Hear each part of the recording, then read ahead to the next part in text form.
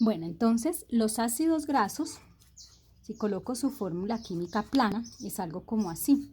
Es un grupo carboxilo, un grupo metileno que se repite n veces y un grupo metilo final.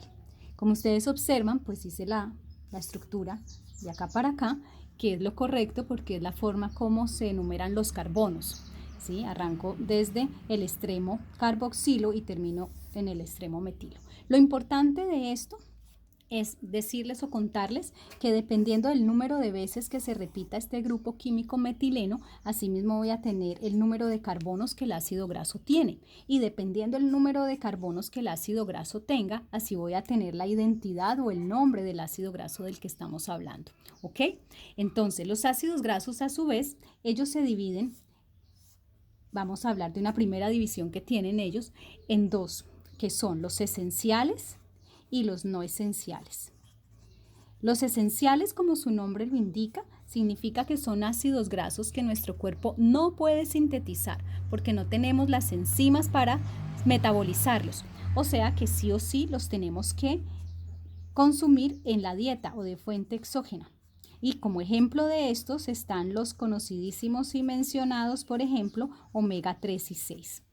¿Listo? Sí o sí de la dieta, por eso es que muchas personas toman suplementos de estos omegas porque no tenemos las enzimas para sintetizarlos. Y los no esenciales, como su nombre lo indica, pues son los ácidos grasos que sí podemos sintetizar en nuestro cuerpo y que por tanto no son esenciales para que los consumamos de la dieta. Como ejemplo de esto, por ejemplo, está el omega 9. ¿Listo? Que es uno de los más comunes y de los que más tenemos. Entonces, ahí como ustedes observan, tenemos una primera clasificación grande de los ácidos grasos, pero existe otra clasificación que tiene que ver con su estructura química. Y esta otra clasificación pues nos va a dar una importante información de los aceites vegetales. Y esa clasificación es, los ácidos grasos se pueden clasificar también, voy a hacerla así, en ácidos grasos saturados.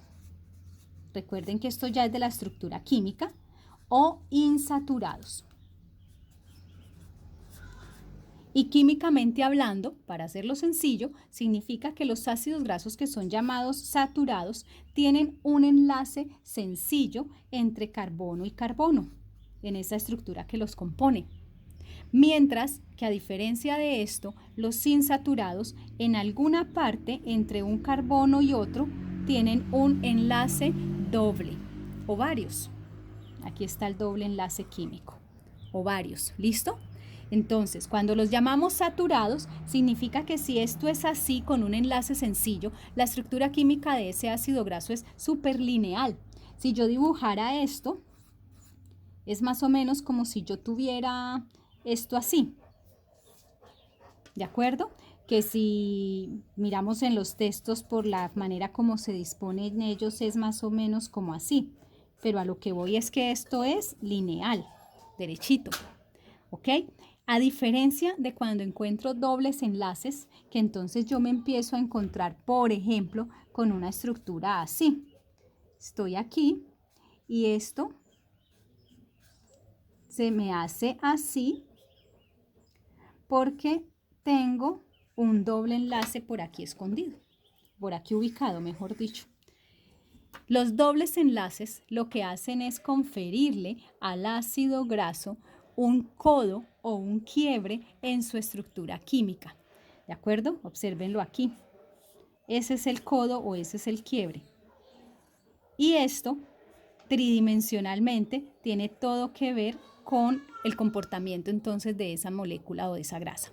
¿Qué va a ser de importante esto?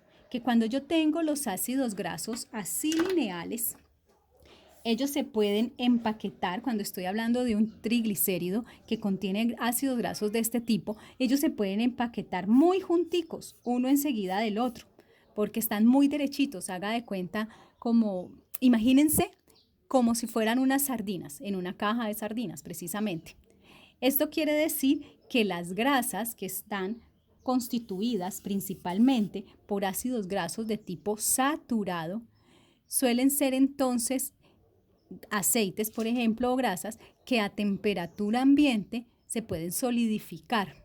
porque su estructura química está muy compacta, o sea, están unos tras otros muy derechitos, como en una lata de sardinas, y eso significa que se pueden compactar fácilmente. Por eso, un ejemplo de esto es el aceite de coco. El aceite de coco a temperatura ambiente simplemente puede mostrarse compacto por esta razón. Así que esa es una de las características de comportamiento de los aceites vegetales. Mientras que los insaturados, lo que sucede con ellos es que cuando se van a empaquetar, por así decirlo, químicamente, este codo les confiere ese quiebre que hace que ellos no se puedan juntar derechitos uno con otro, porque tienen un impedimento allí. Hagan de cuenta que ese codito es como esto, y ese impedimento es un impedimento estérico de volumen, de tridimensionalidad, que lo que hace es que no permite que un ácido graso se junte mucho con otro. ¿Por qué? Porque ya tiene ahí esa barriguita o ese quiebre, y por eso no se pueden empaquetar como estaban los otros, como lata de sardinas. Esto significa que las grasas o los aceites que tengan principalmente esta constitución de ácidos grasos insaturados van a tener entonces una consistencia líquida a temperatura ambiente, porque sencillamente no se empaquetan ni son tan sólidos los triglicéridos que los tienen o que los contienen. Esto quiere decir que de allí, de por qué algunos aceites vegetales que vamos a tener, pues simplemente se pueden o no solidificar a temperatura ambiente. Va a depender de los ácidos grasos, cómo sea la estructura química de ellos, si son saturados o si son insaturados, ¿de acuerdo?